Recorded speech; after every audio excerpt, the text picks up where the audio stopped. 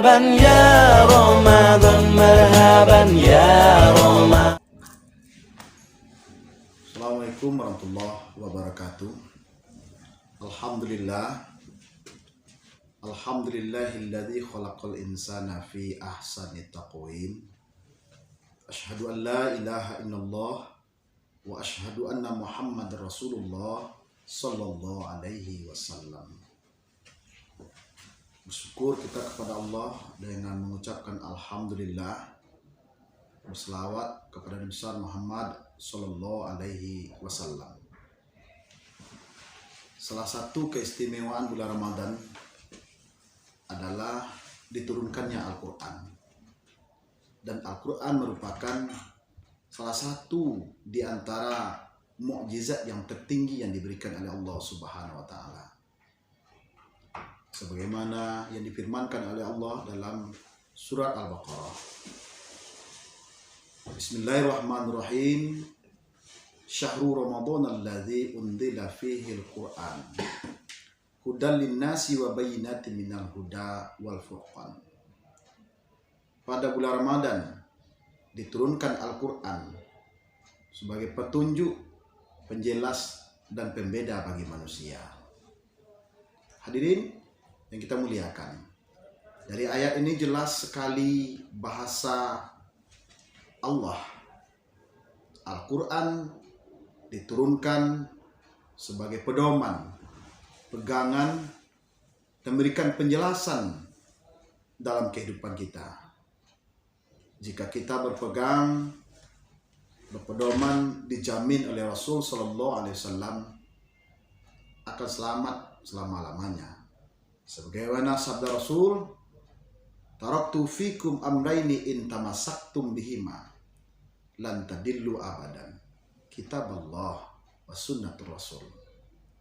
Aku tinggalkan dua pedoman, jika kamu berpegang kepada kedua pedoman itu, dipastikan tidak akan sesat selama-lamanya. Bapak-bapak, ibu-ibu, walaupun kemampuan kita manusia ada sisi lebih, ada kelemahan-kelemahan, tetapi dengan pedoman yang diberikan oleh Allah, kita mendapat garansi untuk keselamatan dunia dan akhirat.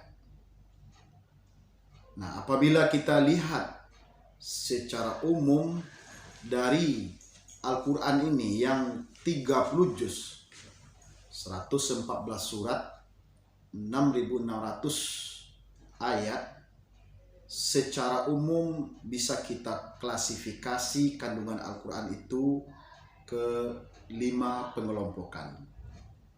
Yang pertama, Al-Quran itu berbicara tentang akidah atau tauhid, yang menjelaskan tentang Allah Subhanahu wa taala, bagaimana sifat-sifatnya, dan kita sebagai makhluknya atau ciptaannya. Nah, ini adalah kandungan yang pertama.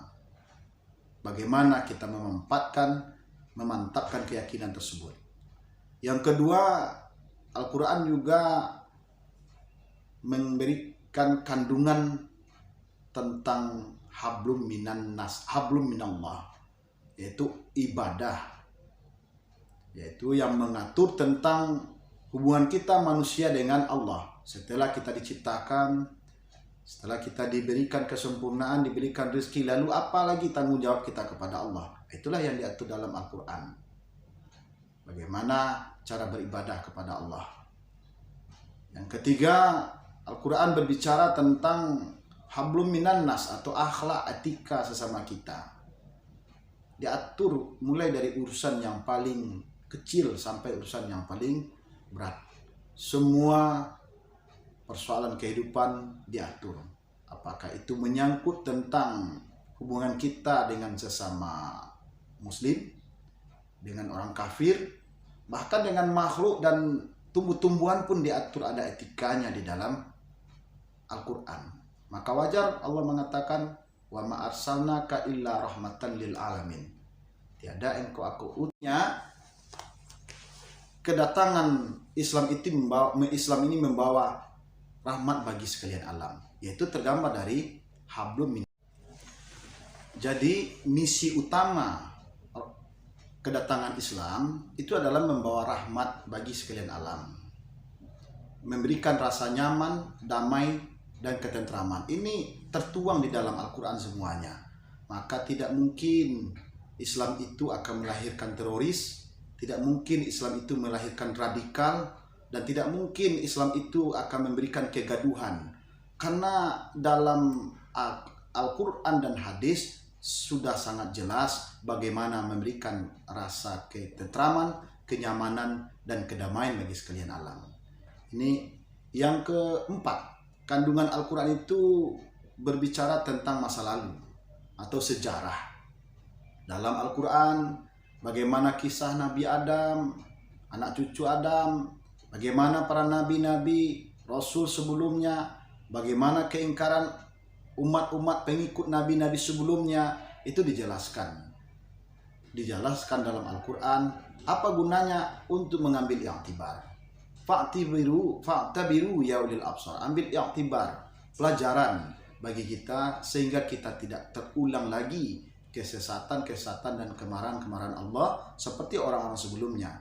Ini juga di dalam Al-Quran, surat Al-Fatihah itu jelas. Orang-orang yang dimarahi ada al-maudub, orang-orang yang disesatkan ada ad-dallin. Itu tergambar di dalam sejarah masa lalu.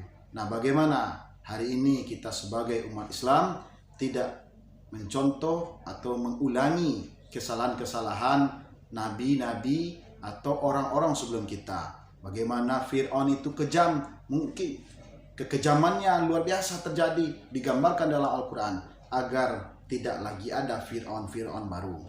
Bagaimana umat Nabi Musa dikutuk menjadi kunu kirodatan khosyiin, itu lambang ketamakan. Bagaimana kita tidak lagi dikutuk menjadi orang-orang yang tamak sehingga mengejar dunia dan segala isinya.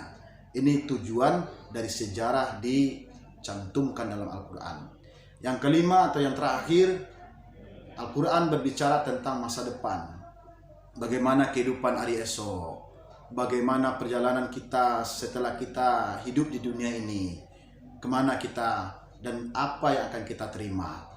Di dalam Al-Quran banyak sekali menceritakan bagaimana sorga, bagaimana neraka, siapa penghuni sorga, siapa penghuni neraka, bagaimana tanda-tandanya, bagaimana hubungan orang penghuni dengan penghuni sorga dengan penghuni neraka, itu dijelaskan.